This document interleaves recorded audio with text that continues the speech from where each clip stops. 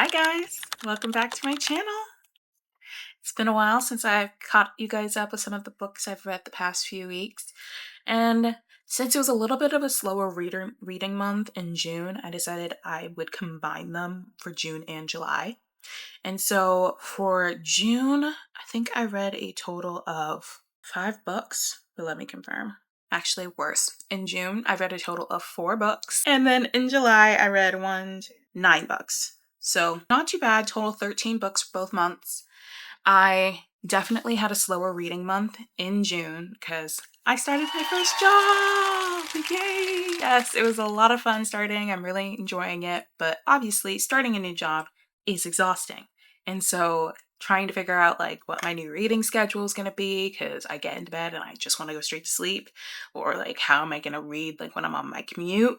And so you saw some of that in my Nantucket reading vlog that I posted last week.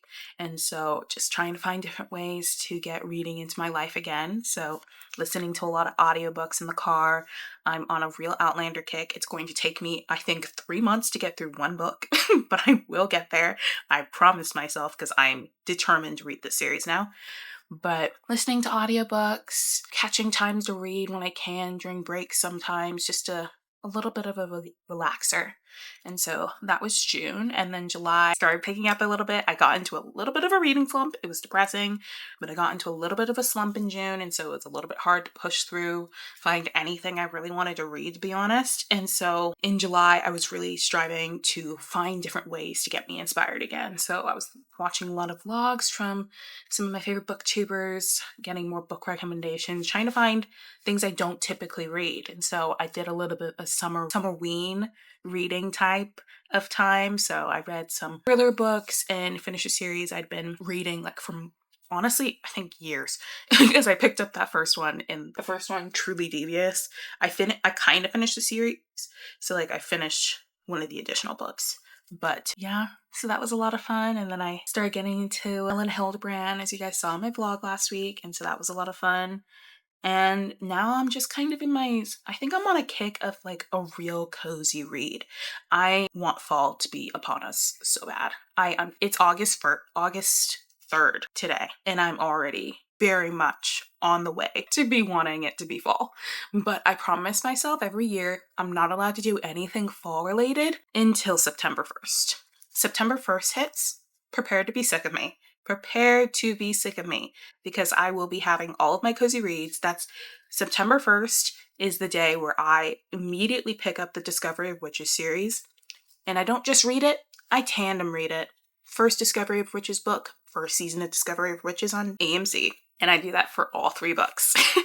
It is my favorite thing to do every year. And then I start rewatching some of my favorite cozy shows like Charmed. I think I'm going to rewatch Charmed and Ghost Whisperer this year because I got into a little bit of a kick of Supernatural over the summer and I forgot how much I love that show. And so just a little bit cozy. Like I want the cozy vibes right now. And since I can't technically pick up a fall book per se yet, I'm reading Small Town Romances. So I kind of deep dive into some like cute, like, oh, go to a small town, fall in love type of vibe books for the last week or so. And so that's been really fun. But yeah, that's kind of what's been happening with me lately. But let's get into some of the books I read in the past 2 months. Okay, the first book was When Wildflowers Bloom. I don't know what was up with me in those like very, very beginning of June, like first week before I went on vacation. I don't know what type of mood I was on, but all I know is I picked 2 books. Actually, make that 3 books that made me sob so badly. When I think of When Wildflowers Bloom, I think of sadness. But it was so sweet. I gave it a 5-star. It was really sweet, but I don't know what it was about these people that was just like so visceral. And then the way they connected over their kind of shared past, and like one person was too scared to literally live, and one is like almost halted in life from living, and then having a family member who's going through the same thing. It was just so emotionally painful. And I was like, I think I read that book in 2 days. I was so on the ball. I'm like, I need to finish this book. It's so good. And I gave it a 5-star. Would highly recommend anyone reading. I honestly, if it's a book that's gonna make me sob, it's gonna get 5 stars. Like, it's most likely going to get 5 stars. And that's just the way I grade things. Not saying it's perfect, but that's my grading scale. Um, the next one that I read was Last Love Note. Also gave that one 5 stars. The Last Love Note, the way I don't even understand. Like, it was so painful. It was so painful. I was sobbing on the plane. When I tell you sobbing. The Last Letter, 5 stars. Emotionally painful. I was sobbing on the plane. Like, I was on the plane. I also want to say I read this in one sitting. It told me on my Kindle, it's going to take you 4 hours to finish this book. I said bet and finished it in 3. And so it was so good. I was like, I will be finishing this book. One, because it captured me immediately because of the way it was written, because it was going back and forth between timelines. Sometimes that's not my favorite thing when authors do that, but it was really cohesive. It felt like they jumped in exactly when it was necessary to get more context from the past. And like, just the ending, I don't know what I was expecting, but it wasn't this, but it was so much better than I could have possibly imagined for something in her books. And her description of grief and the like total upturn of your life when this happens was so perfectly described. I was like, this woman really understands the emotional intricacies of dealing with this grief in your life and like how 2 different people can handle it as opposed to each other. It was really beautiful. And I also loved how it wasn't a love story. I think I've definitely been leaning away from just singular love story books. I want it to be a book where I'm learning more about the person than I am about the love story. The love story is just the cherry on top. That is what I really want from a book nowadays. And she really encapsulates that. And like the story of finding yourself again after this emotional upheaval and needing to find yourself before you can even deal with any of the love situation, which I thought was really perfect. And obviously recommend reading this book. I would recommend reading it when you're okay crying in a socially acceptable place. Because I was on this plane looking up at the sky. I'm like, okay, holding the tears, because I'm in the aisle seat also. So it's not like I'm like, I can cry in the corner window seat where no one will see me. I'm in the aisle seat like this. Okay, you got this, Isabel. No more tears. No tears. I'm just like slightly dabbing. My mom's like, are you okay? And I'm like, no, this book just fucking destroyed me. But yes, it was an amazing book. Honestly, I was like, that's how to start a trip off, to be honest. Like, if you're gonna be reading a book on a plane, you want it to make you like lose all semblance of time. I was on that plane for about 3.5 hours. I didn't even notice time had passed. I was like so into this book. But yes, that was really good. And then I read another Mariana Zapatas book. I will be reading her entire discography by the end of this year, if I have not already. I really want her to put out another book already. Her writing is just my favorite thing on the planet because it's like a warm, cozy hug. That's like what I need from a book. And I started this one maybe like a week into my job. And so I really like, you're working, it's a lot of new things, and so you want something relaxing when you're coming home, and so this was exactly what I needed. And like, obviously the name of the book, you're like, what is this gonna be? And so that always puts me off sometimes, but then I was like, wait, I really loved her book, The Things We Water, and that was the most random plot on the planet, but it was such a great book.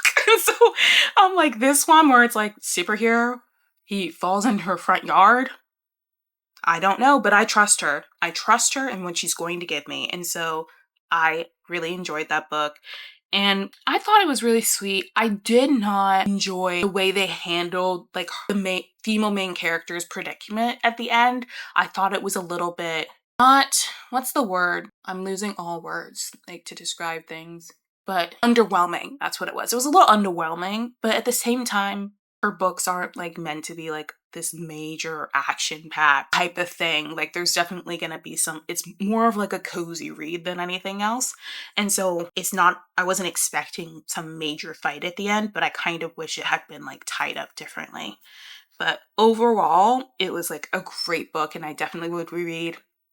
I did reread it last week because it's such a good book and so I really enjoyed it. Okay.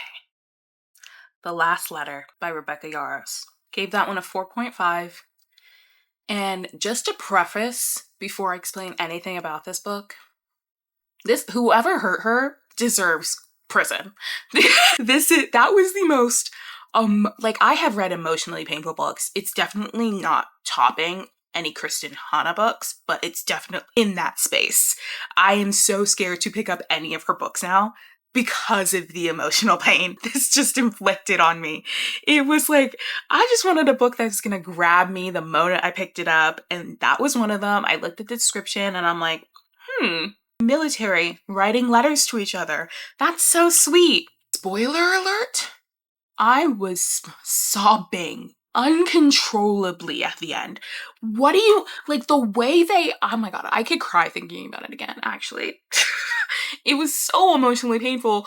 Just every single time I picked up that book and I opened my Kindle, I was like, this book is going to emotionally destroy me at the end. I just knew she's not gonna end this in a way that I'm gonna be happy. You know what I mean? My god, I'm gonna start crying again. That book was so painful. It's not laughing matters, but it was very, very emotional painful. And don't wish that kind of pain on any single person. But I would recommend it to her. I thought it was a very nicely laid out book, but the ending was so painful. And there's really nothing else to say except that there were crimes committed and it should come with a warning before you hop into this book. Because oh my god, I really, it's so visceral still to me now. That's how you know it was really painful. I really remember that entire last chapter. We're moving on because I can't go back to that. We're moving on. I really can't. Enough said. I then read, because I needed something, I needed to go touch grass after that book. And so I read a Kindle Unlimited book called Sable Peak. And it was pretty good. I gave it a 2.5. It did what it needed to. It gave me a little bit of peace after that book. The next book I read was The Perfect Couple by Elin Hilderbrand. So I really was starting to get a little bit more deeper, finding new authors, because I start sticking to my same ones. You give me a Sarah Adams book, you give me a Mariana Zapata's one, or even a Abby Jimenez, I'm automatically going to be listening and ready to read the book. But there's so many other authors in this universe, and I sometimes neglect it in favor to the books that I know I'm going to like and not being as adventurous. And so this really pushed me out of my comfort zone. And so that was fun. And I really ended up liking Elin Hilderbrand's books because it's, like I said, more of a character study. And it's perfect for the type of place I am in life. And I really want to start diving into books with a little bit more lit fic than romance sometimes. So this was really good. And so The Perfect Couple, it was a perfect one to jump in for Elin Hilderbrand. I talked about this a bit in my last reading vlog, but it was a perfect one because I watched the TV show. And so I had kind of a baseline and what the story was going to be about. And so this was perfect for me to jump into. But loved it, gave it a 4-star. Very much an Elin Hilderbrand fan now, so that was great. I wanted something a little bit in between for this next book, and so I was listening to, I'm pretty sure it was Steph, either Sarah or Steph, booktubers, and one of them mentioned Waking Olivia, and I was like, that kind of college sports romance. You're never not gonna drag me back into that. And so I was like, this is perfect. So I picked up Waking Olivia. It was a perfect palate cleanser.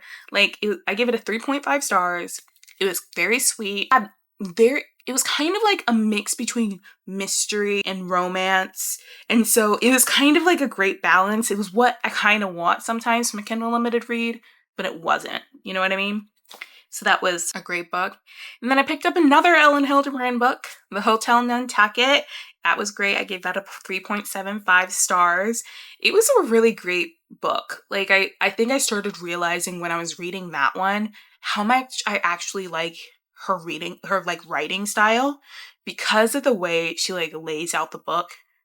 And you hear from every single character's perspective. And sometimes I'm reading books and I don't like that. And I'm like, God, I want to skip over this person's perspective. But she writes them so beautifully and they're so intertwined perfectly that just when you start to understand one person's perspective, another person's perspective pops in and you're like, oh wait, that actually makes more sense why they're interacting that way together.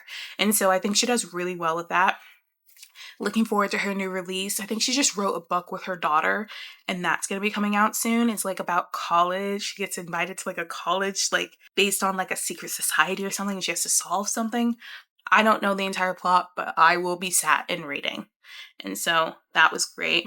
And then I started getting into like a little bit of a summer ween vibe. And so I was picking up thrillers and was getting a lot of thriller recommendations from obviously TikTok. And so I read The Last Time I Lied. Oh my God. I think it was Riley Sager. I gave that a 4.5. I was on the edge of my seat the entire book. I stayed up way too late on a work night to finish this book. And I really take a lot of pride in my sleep. And so if something's going to keep me from sleeping, you know it was a good book. And so it was so good. It like the way the plot laid out, you were like trying to understand whether or not the person you were like the perspective you were getting was an unreliable narrator. And you're just like every single chapter, like, is she being real, or is at the end of this book I'm gonna realize she was actually the person the entire time? The end, never would have expected that. And so that's why the switch at the end, I was like, this was a good thriller. This was a good thriller. If it ever got made into a TV show, I would be sat. I really think a lot of Riley Sager books can get made into a TV show because of the way the thrillers are laid out. But definitely recommend it.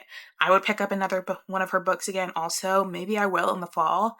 Just give a little bit more of a thriller add-in. And then I continued the Truly Devious series. So like I said, I got one more of the extra of the Truly Devious series, because there's like the initial four of like the actual school, and then there's 2 extras of her just doing 2 other mysteries. And so I read The Box in the Woods, which was the one right after she finished the original series of it. And so I thought it was pretty good. Weirdly enough, both of like The Last Time I Lied and The Box in the Woods were both placed at summer camps. I didn't even mean to, but it worked out perfectly. It's summer. They were like kind of the same type of understanding of like these people went missing type of vibe, but 2 very different perspectives. One much darker than the other one a little bit more YA, so it was a little bit of a nice, like an easier back into like normal reading, because The Last Time I Lied, it got dark. It got dark at sometimes, and so this was a little bit lighter of a read, but I enjoyed it. Didn't really love the ending. I was like, why? No, like if you've ever read that book, you'll be like, of all the endings, like, why was that the person who was the killer?